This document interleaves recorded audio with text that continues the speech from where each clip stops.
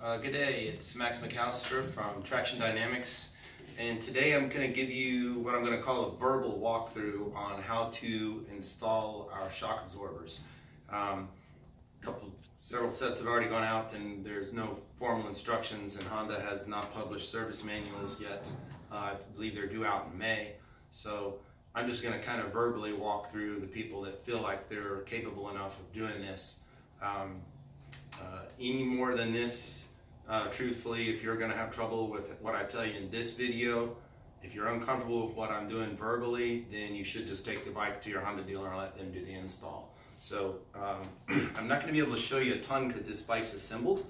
I'll have a follow-up video to this on another day with a bike that's disassembled, so I can kind of point to things more closely.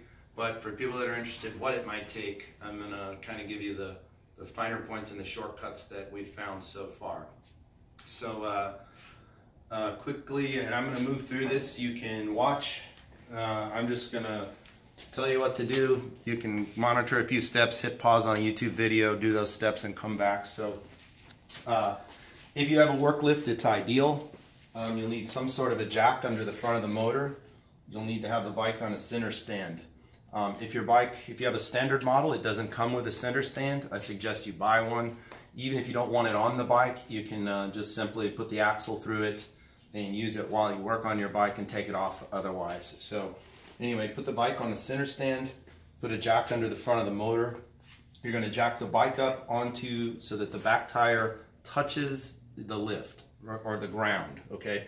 You won't need your front wheel chalked in any way because we're going to take it off. So you want to jack the front of the bike up under the motor till the back tire touches the ground. No pressure, just touching is all we needed to do. All right, at that point, we suggest you tie the bike down if you have a lift or some workplace.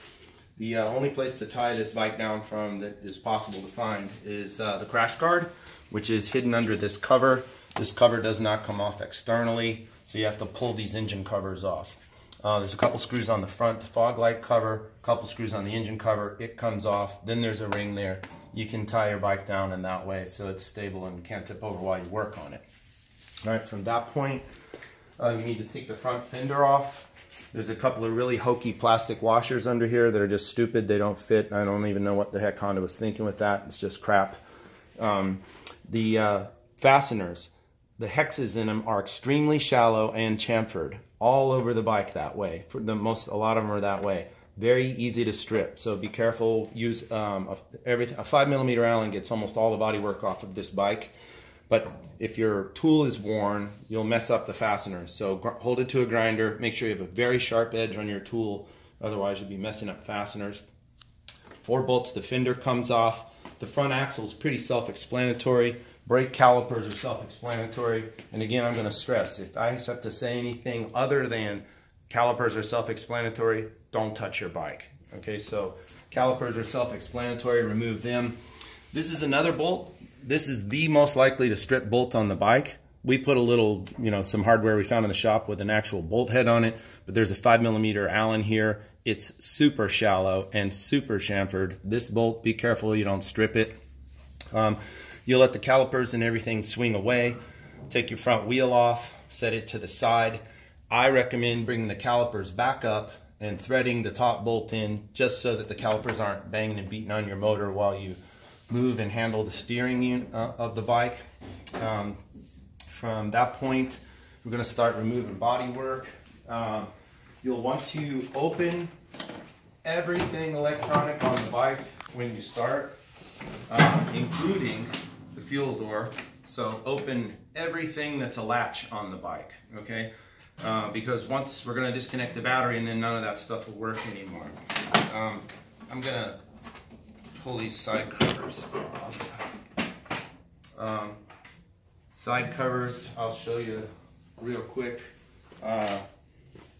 Probably the most pain in the butt side cover on any motorcycle in history. Nothing fits, everything interferes. So you have to open the saddlebag, and the covers want to scratch everything as you take it apart. It's a problem. So one tip in and out with the side cover, find this divot, put the tip tab of of the side cover in and roll it in. If you just try and pull it out like you would pull a normal side cover out, you end up putting big scratches down the side of this there. So there's 2 bolts on the seat. They're here. You pull the 2 bolts out. There's 2 grommets here. Lift the seat. I put my arm under here because the 2 grommets will be pointing down. And I protect the paint from as it pull the seat forward. So you pull the seat forward and it will be effectively loose. Come around this side.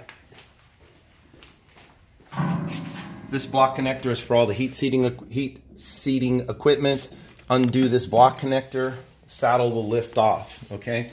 At that point, we want to remove the right passenger grab rail. There's 2 bolts there. You're gonna unbolt the right saddlebag. Look in here. There's 3 fasteners here, and there'll be 1 hidden up under here on the outside of the saddlebag. It will just be loose on the bike. That's fine. You're gonna take this panel here off. It's got push pins here. There's a bolt inside, a little bolt underneath. This is nothing. This is actually your VIN number if you ever need to find that. Then that cover comes off. So at that point the saddlebag is loose. We'll come back to that area later. For body work, you need to pull the mirrors off. There's a decorative cover and then 2 bolts and an electrical connector. Mirror comes off. This upper fairing has to come off. So there's a bolt here, 1 down forward in the frame, and some push pins here that you take loose. And I did forget, there's a little decorative trim piece here, 2 bolts. It comes out on each side by the radiator cover. There's no easy way to get this thing out. It snaps in both directions. You're gonna kind of have to be forceful with it. It is what it is. It will not come apart simply or easily. So you gotta be a little forceful with it. This fairing panel comes this way away. There's no good way to grab it, no good way to get a hold of it. I try and start from the bottom. There's 2 grommets and tits in here. They fit very tightly. They're dry from the factory. There's no grease on them. So you have to pull this away. You're gonna think you're gonna break your bike, but you won't. So this comes away. The fairing pulls away and comes forward. There's a tab here, an engagement tab, and that's why you go in this direction. So then the upper fairing's off. Radiator shrouds. Actually next is tank shelter. So there's a set of bolts on the tank shelter, and you're just gonna have to find these. They're quite hidden in the bike and they're all over the place. So lots of bolts related to, by the way, these knee panels are gonna stay with the tank shelter. So this pocket and such here, this pocket and such on the left, all stays with the tank shelter. In the Honda service manual, the cable that runs this, they show you disconnecting it from the motor up here at the top. I find that to be extremely difficult. We don't do it that way. We come down to where the cable meets onto the latch mechanism here. Use a stubby Phillips screwdriver. You go in from behind. You'll see 2 screws on a hold down plate. Loosen the 2 screws a lot. You don't have to take them out all the way, but make them the retainer plate rattly. And then you can pop the cable loose, and it's easy to disconnect down here. It's simple to see and simple to manipulate. Up here, it's very difficult to get the cable out of its socket. So we're not using, we don't do that way. So that's loose. The tank shelter fits and snaps in. You'll have to just deal with the fits and snaps. Tank shelter comes away. Another tip is once this is kind of loose up here, this panel is prone to being scratched by trying to get the tank shelter off. As you take it off, you'll want to take it off this way, kind of roll it to the right. We try and, once it's loose, lay a cloth over this. Another way might be to take heavy masking tape or something and cover it if you're concerned, to protect that panel right there. This gate stays with the tank shelter, so all that comes off as one unit, and then that's free. You'll need to take the radiator shrouds off both sides of the engine, and there's some bolts that hide up in it, so you'll have to look. If the cover doesn't want to come off, you haven't got all the bolts, but eventually the interior radiator shroud will come loose. on each side. You'll lay that off to the side.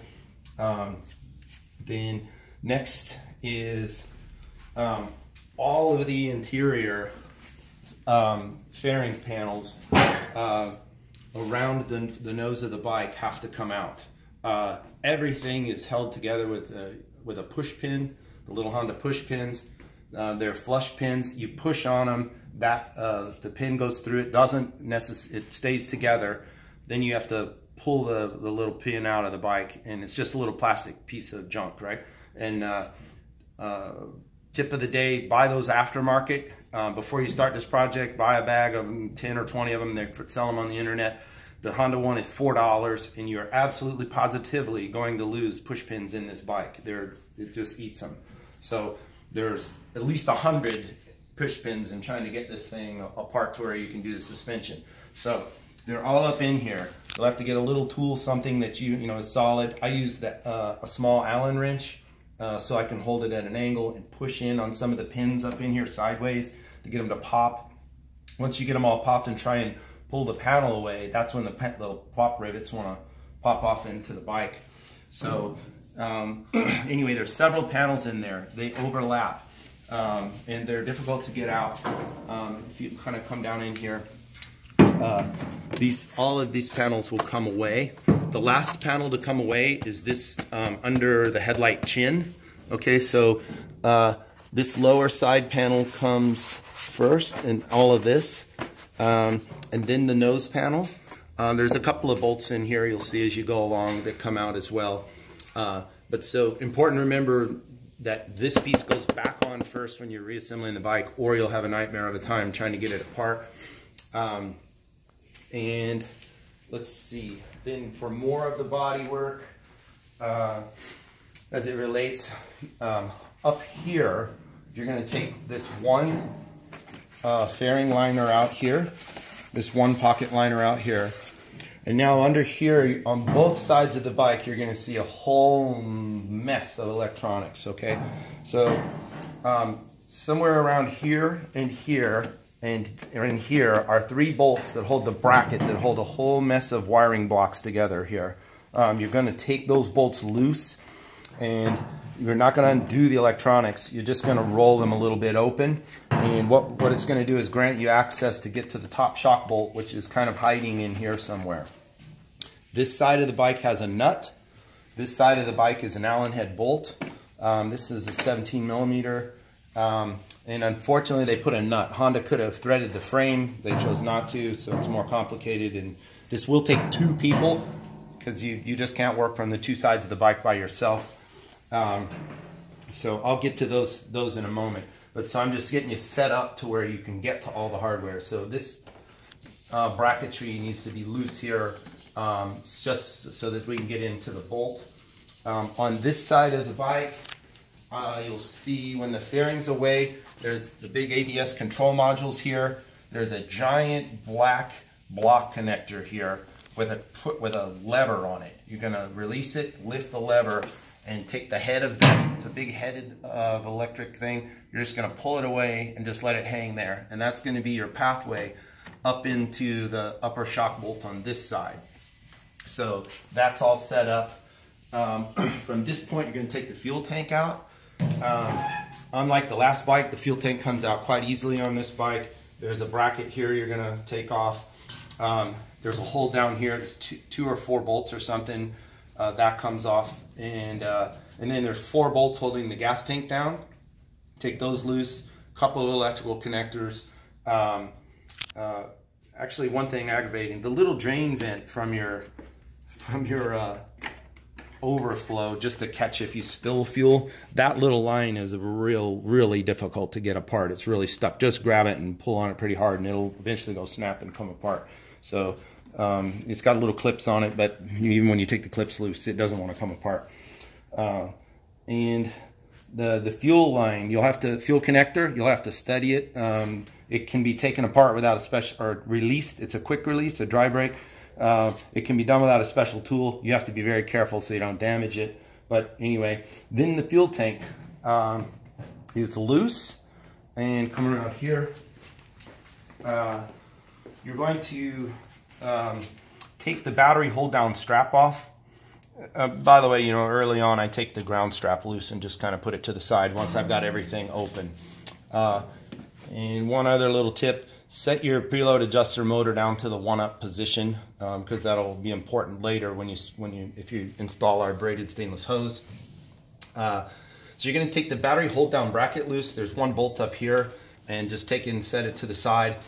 What that's going to do is the battery box and the wiring harness behind it, when you go to roll the gas tank out, it lets it all flex away, like push away from the bike a little bit. So if you leave it bolted together, it's really, it's too tight to get the fuel tank out. So just take that one bolt out. This will relax. And then the fuel tank will lift up and kind of roll up this way. And you'll have to force it a little bit past that battery box, but it'll just rub on it and push it away a little bit, and the fuel tank comes out. Much easier than the last bike. More room to work and more space. They left actually some space around the frame for it, so that's pretty good. Now, at this point, you're going to be looking at the shock, and you'll be able to pretty much look into the front suspension. All right, and at that point, I'm going to call this the setup video, just so that this doesn't get too long. I'm going to pause this one, and then I'm going to go right back into the now let's remove the components talk. All right, thanks.